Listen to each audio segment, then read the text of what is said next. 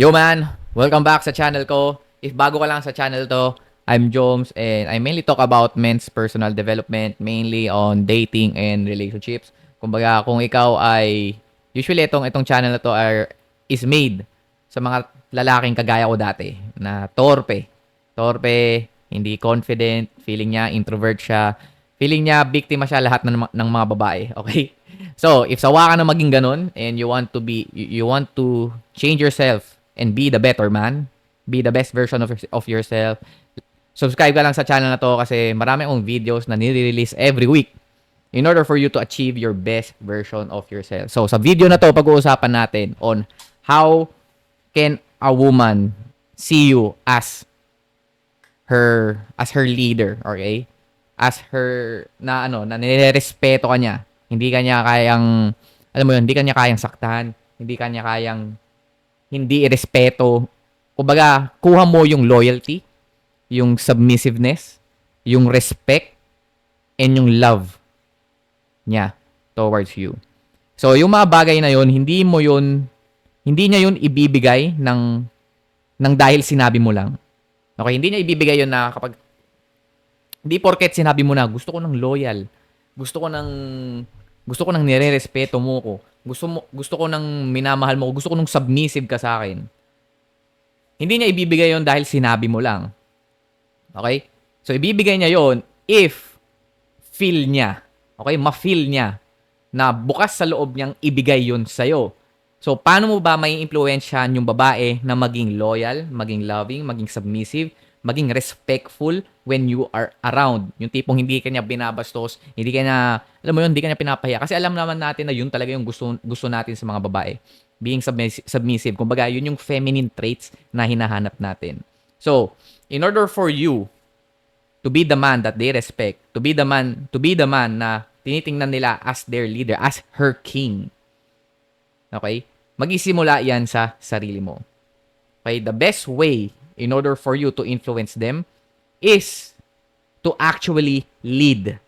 Okay? Not by leading them, but also by leading yourself. Magsisimula sa sarili mo yon.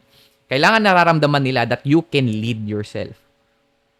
Okay? That you can lead yourself from by being disciplined, by being consistent. Kumbaga, kaya mong i-lead yung sarili mo away from lust, away from pleasure.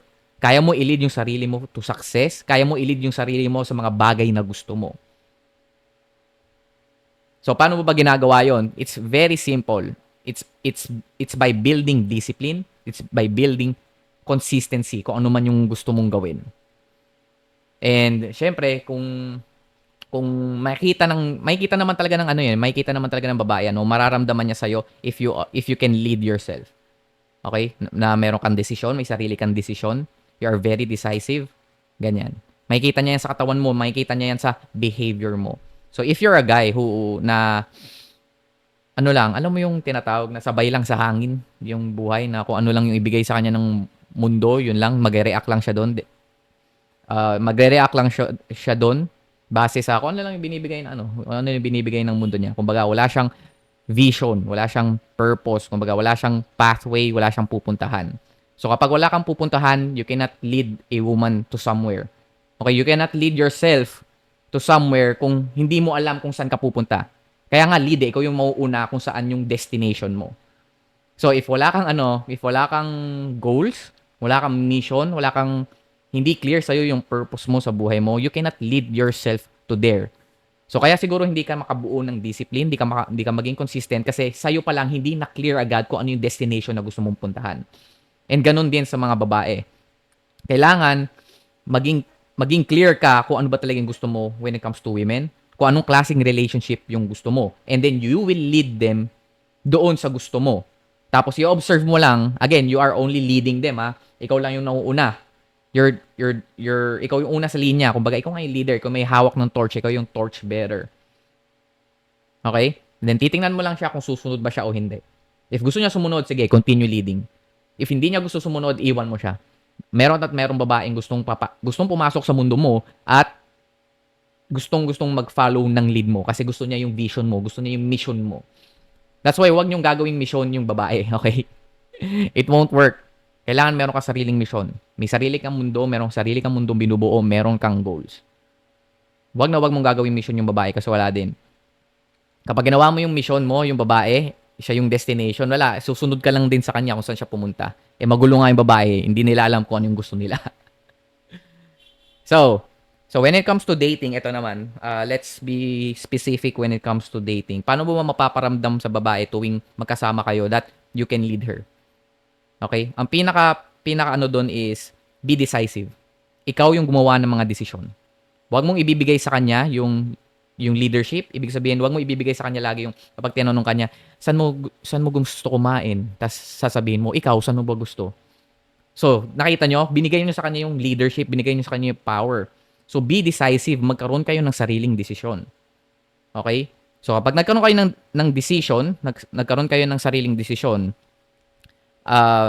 you can, kung ayaw naman niya yung binigay mong options, kung ayaw naman niya yung binigay niyang, kung ayaw naman niya yung binigay mong option or yung binigay mong decision, mag-aano naman yan eh, kukontra naman yan eh kung ayaw niya eh. Pero as long as you are with a woman, always take the lead. Ikaw lagi yung magdesisyon. Okay? Be decisive, yun nga, ika nga. If hindi ka decisive, laging nakasalalay sa kanya every part of your date, kung saan kayo magde-date, kung saan kayo kakain, siya yung pinagpaplano mo, and ikaw go with the flow ka lang. Basta magiging gentleman ka lang, magiging mabait ka lang, hindi ka niya magugustuhan. Women are looking for leaders. Kasi nga magulo sila.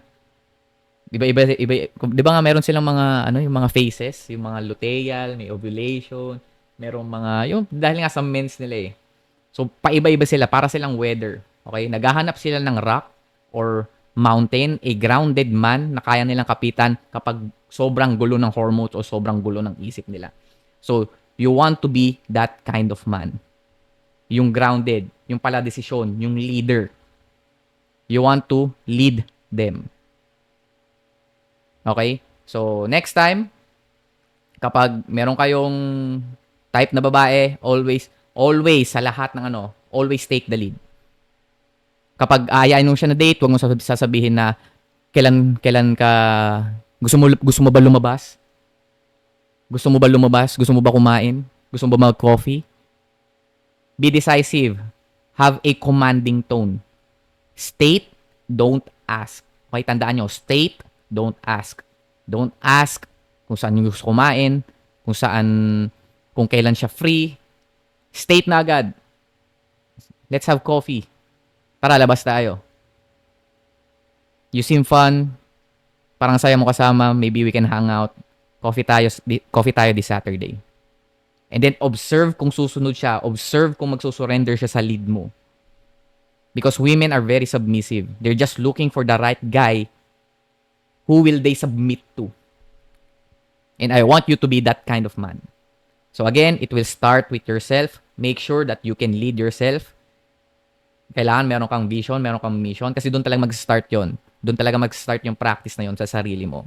So yun lang sa video na to. Hopefully nakatulong tong video na to. And gusto ko lang i-plug. Meron akong ginawang on-demand video program called Attraction Inertia Triggers.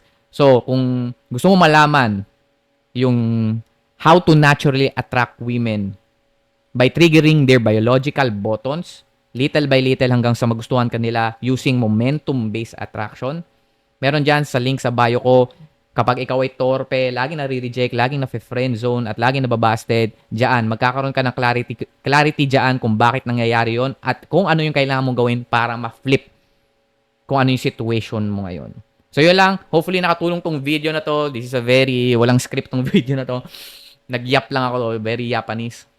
Ayan. So kung nagustuhan mo to, for sure magugustuhan mo yung on-demand video program. Check mo yung description box. Andun yung link. And then subscribe ka na rin sa channel ko para marami ka pang videos na mapanood when it comes to being the best version of yourself. Lalong-lalo na when it comes to dating and having a relationship with women. So yun lang. Hopefully to see you next time. Let's go.